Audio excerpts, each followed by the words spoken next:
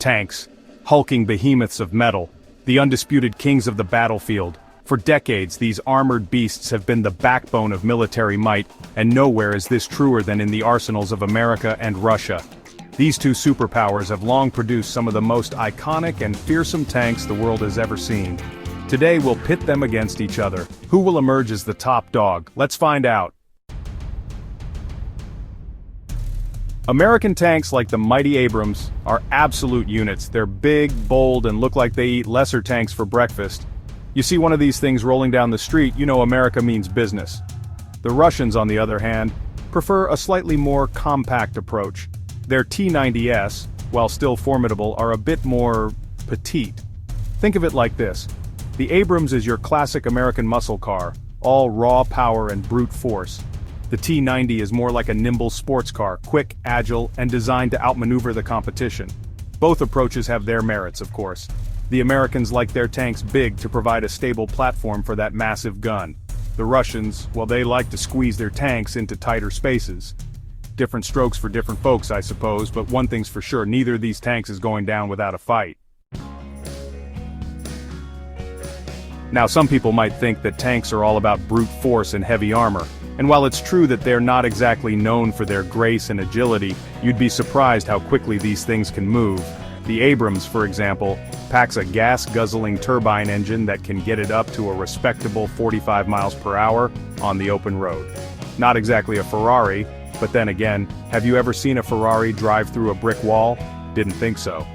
The Russian T-90, on the other hand, relies on a more traditional diesel engine. It might not have the same top speed as the Abrams, but what it lacks in raw horsepower, it makes up for in fuel efficiency. In a long-distance brawl, that could make all the difference. Let's be honest, folks, when it comes to tanks, it's all about firepower. And in this department, both the Americans and the Russians know how to bring the heat. The Abrams, for instance, boasts a fearsome 120mm cannon that can launch depleted uranium rounds with pinpoint accuracy. Trust me, you do not want to be on the receiving end of that. The T-90, not to be outdone, rocks a slightly smaller 125mm smoothbore cannon. It might not have the same raw stopping power as the Abrams, but it can fire anti-tank guided missiles directly through the barrel. That's right, missiles, from a tank. So, who wins in the firepower department? It's a tough call, really.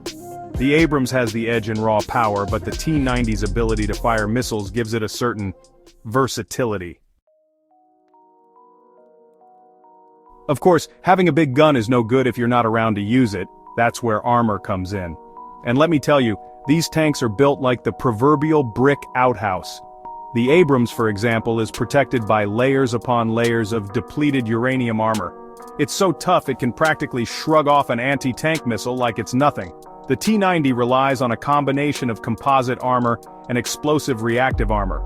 It might not be quite as tough as the Abrams, but it's designed to disrupt and deflect incoming projectiles. Clever, those Russians. It's a bit like comparing a suit of plate armor to a well-designed gambeson. Both offer protection, but they go about it in different ways. Ultimately, the best armor is the armor that stops the most lead, and on that front, both the Abrams and the T-90 are remarkably well equipped. So there you have it, the American Abrams and the Russian T-90. Two titans of the battlefield, each with its own strengths and weaknesses. Which one comes out on top?